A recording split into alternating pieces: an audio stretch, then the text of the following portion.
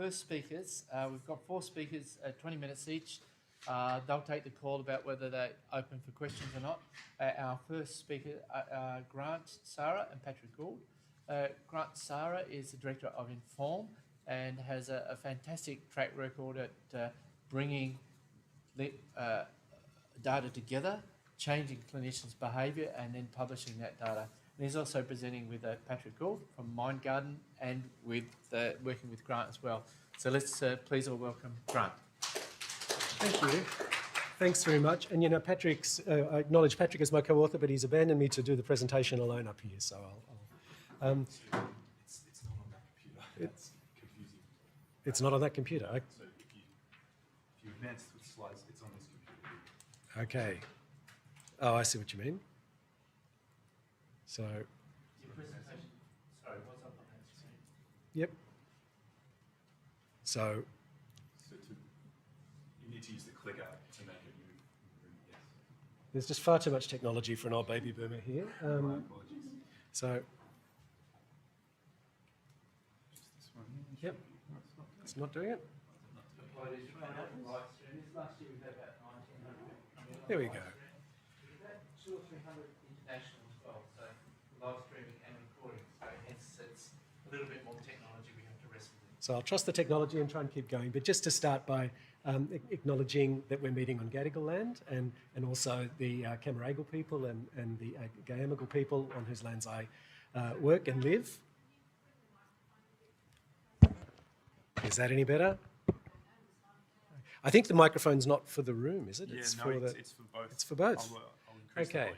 And just also to acknowledge that we're looking at data from many thousands of people who've used New South Wales mental health services, and we do so with gratitude and respect. So,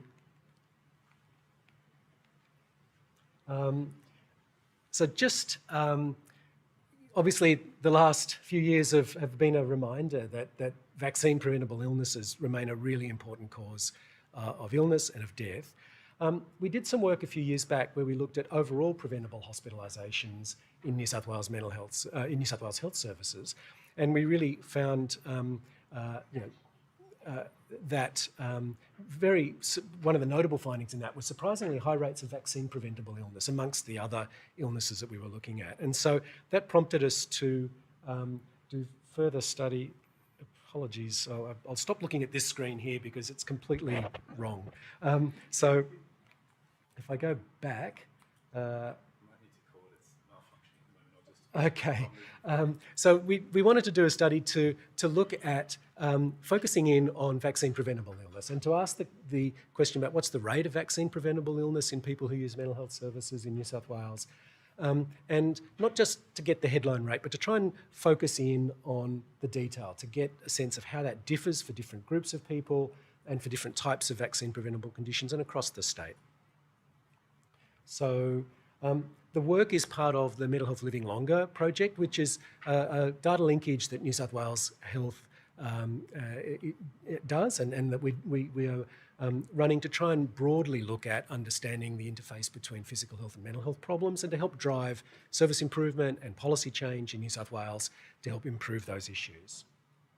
And in this data set, we're looking primarily at hospitalisation data and at our community data as well. The linkage has data on people from across the New South Wales population, not just people who use mental health services, so we can compare rates and pathways and outcomes. And so what we did in this work was we looked at all vaccine-preventable hospitalisations in New South Wales. And I'm just going to fast forward because there's no way I can read the numbers from this side of the room over there. We looked at, next, are you clicking that for me? Sorry, thanks. And we identified about 95,000 vaccine-preventable hospitalisations. Now, when we're talking about vaccine-preventable hospitalisations, this is what we're talking about. So admissions to a hospital with any of those 19 or so conditions listed there, broadly in 3 groups: hepatitis B, respiratory infections, including influenza and COVID, and a range of other things. The conditions listed in bold there really make up about 95 to 98% of that group. So they're really the major ones. Thankfully, a lot of those other ones are rare, at least as causes of hospitalisation. Then we, thank you. So then we calculated rates of admission per 100,000 per year and looked at comparing the rate in people who had use of our mental health services to the rest of the New South Wales population. So in this study, the mental health cohort are people either who've had contact with our public community mental health services or who've had a public or private hospital admission for mental health care in the study period. So it's about 418,000 people in the mental health cohort. And then we compared the rate ratios, adjusting for age and sex and disadvantage. And here's broadly what we found. So in these slides, the blue is the rest of the New South Wales population. The orange bars are the rate in our mental health service users.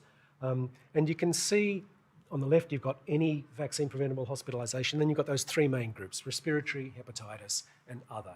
And you can see that the other group is quite a small group. It's mainly shingles, and it makes up quite a small percentage. So just focusing on the other two groups, respiratory infections, flu and COVID and some pneumonias, and hepatitis, roughly equal in volume. And you can see, you don't need a complicated statistical analysis to see that the rates are much higher in the mental health service users in the orange bars. If we just do the crude rates, the crude comparison dividing one by the other, you get the light grey bars down there, so about a nearly threefold difference. But of course, mental health consumers are younger than the New South Wales population on average. And so once you adjust for age and other differences, the adjusted rate ratio is 3.2-fold. So 3.2 times more likely to have vaccine-preventable hospitalisations compared to other New South Wales residents. You can see it's present across all of those grey bars, so it's present in all of the groups, in respiratory infections, particularly high in hepatitis. But when we looked at all the individual diagnoses as well, the individual conditions, pneumococcal pneumonia and so on, it really was increased across the board to roughly equivalent degree. So focusing further, one finding that's, I think, not commented on a lot in a lot of this kind of epi research, but is a consistent finding in a lot of our data, is it's not just about higher rates, but it's about younger age. It's about earlier onset of a range of conditions. And so we found that particularly the risks were high in mental health service users in their 30s, 40s and 50s. So what you're seeing here is the average age at admission. The orange dot is the average age in mental health service users, the blue in the rest of the population. And you can see, with almost no exceptions, that mental health service users were much younger when admitted. So the average was about 9 years younger, and particularly younger for respiratory infections. So between 9 and 13 years younger at admission. Another way of looking at that is this, where we're comparing the rates in individual age groups. So you can see here, you've got males on top, females on the bottom, population in blue on the left, mental health service users on the right. And you've got the rate in each of those age and gender groups. And you can see that if you look at the blue side, mostly vaccine-preventable hospitalisations are relatively uncommon in people under 50 or 60, and then increase steeply later in life, particularly in the 70s and 80s. And a lot of that is about influenza. If you look at the orange side, you can see those graphs bulge in a different way, and particularly in people in their 30s, 40s, 50s, and that's reflected in the rate ratios for each individual cohort, which are the grey bars on the very far left. So particularly for men aged 35 to 65, they were about 6-fold more likely to have vaccine-preventable hospitalisations, and women in their 40s and 50s about 4-fold. So beneath those rates, there really is significant impact for the people involved, for their families, for the health system.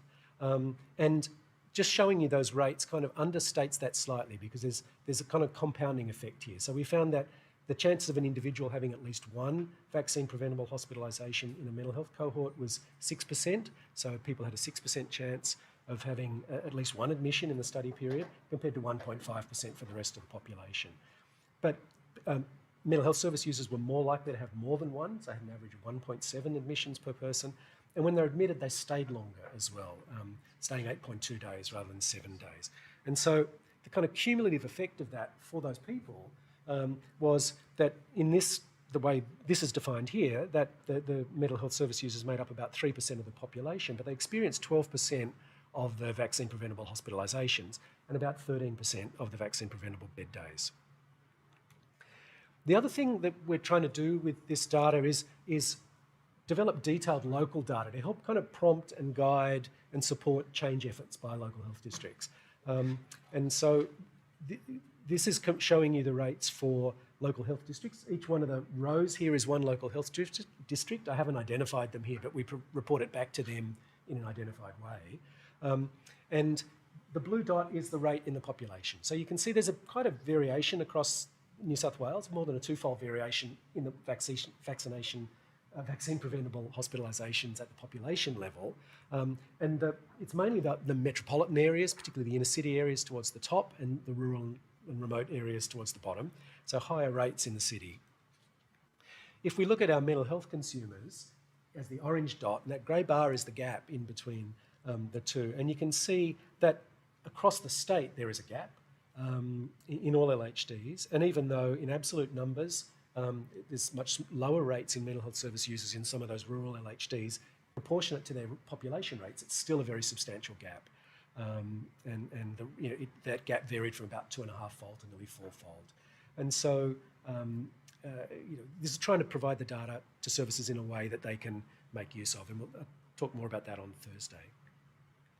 So just to finish up quickly, then it is important, I think, in looking at this data to recognise that there's just not a simple linear relationship between vaccination and vaccine-preventable hospitalisations. That the answer to this isn't, aha, if only everyone was vaccinated, that would, close that gap. There's likely to be many interacting factors, and we've learned, a lot more about that collectively through COVID. And of course, those factors are likely to be different for different people, different conditions, and different places. But it's quite likely that some of those factors will include potentially the mental health service users in some settings might be more exposed to vaccine-preventable illnesses. They might have lower vaccination rates. They might, despite being vaccinated, be more likely to become ill. There is some evidence of less effective vaccination related to a range of mental and stress-related factors. There's also likely to be an impact of other conditions on severity of illness, and that's certainly, we know that's been a big factor in COVID. People who have comorbidities, who have respiratory conditions or heart conditions, much more likely to get more severe illness and need hospitalisation. And also, it's not just severity of illness that drives hospitalisation. It's your resources, it's your supports, it's your living situation. And so there might be an interaction across all of those fields. Understanding how those interact and how they interact differently in different groups is clearly important to try and help prevent some of this. And certainly there's more work that we're seeking to do, and Patrick is in the process of doing to further explore some of this. So, and particularly with that, in the current linkage that we're about to do, we're adding in data on vaccination rates through the Australian Immunisation Register and the Notifiable Conditions Information Monitoring System to look at rates of those conditions, influenza and COVID in particular. So we can try and tease out some of those interactions and how those things combine. There's clearly a need to identify and support models which support access to vaccination, and Patrick will be talking a bit later, unfortunately in another room, on some models that South East Sydney have been implementing to do exactly that. There's probably also things we can do at the policy level. There's clearly some policy barriers and financial barriers, and to being able to access vaccines. So the data could be hopefully a prompt for change. And as I've mentioned, we're trying to develop local reporting to help support and prompt action by local health districts. So really, I'll stop there. I just wanted to acknowledge and thank the collaborators and people involved in the Mental Health Living Longer project.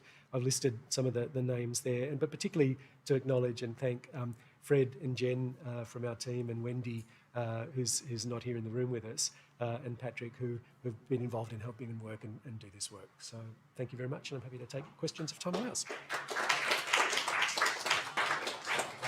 Yeah, we've got time for one question from first in. John. Right, thanks very much for the work. Is there any comparable work for different other compromised groups like social disadvantage or homeless people?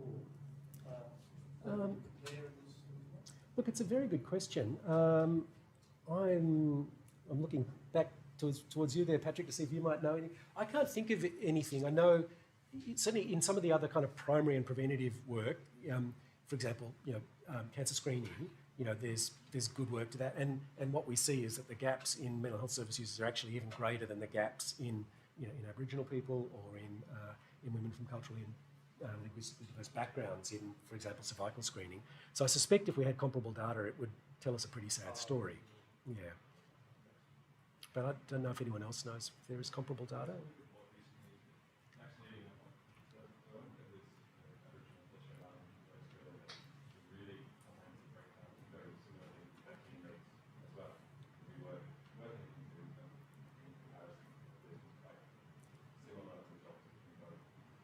Thanks, Patrick. Fantastic.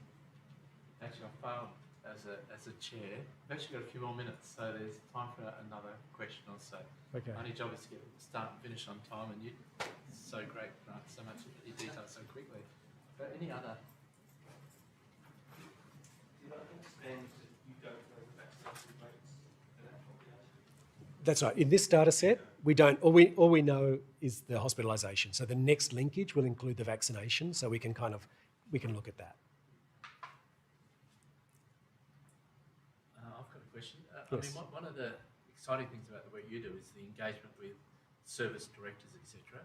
Tell me how about that interaction, how they're responding to the data, in terms of changes in practice, and maybe how the branch is responding in terms of changes in KPIs. Yeah. Look, I think in general, people love to see data, and I think it's one of the reasons it's a useful kind of lever and tool for change. So certainly, I mean, to me, there's two groups that have been very engaged with this data. So certainly the local health district clinical leaders have been very interested. A number of local health districts have been engaged with trying to implement improvement efforts. The other group that have been very interested and engaged has been the policymakers. So New South Wales Health is currently doing some work to update its overall vaccination plan, and certainly the population health, public health colleagues have been really interested in this and used it to kind of prioritise and really identify mental health as a priority issue and cohort within the overall vaccination strategy. So yeah, I think there's an appetite for the data. One more question. Has there been a response, a practical response from that particular data? Yeah, definitely there are individual projects and improvement projects happening in a number of LHDs, and there has been an inclusion of a commitment to trying to support this within New South Wales policy. I think there's more we could do, and certainly, for example, at the national level, through the college or otherwise, some of the financial barriers to subsidised vaccination for flu, for shingles, for various things. And is another area we could kind of think to try and use this data to push a little bit more on. Okay, well, I just once again you'll have an opportunity to see a lot more of Grant's work through the conference, and you can see that the quality of that is just astounding to me. Like the quality of the data linkage, the links to health services, quality improvement, and also the international publications and impact that's having. It's really world leading. So, and I think the other thing you pointed out was around the age of onset as well, with some really new insights. So I'd like us all to join and thank Grant. Thanks, Ross.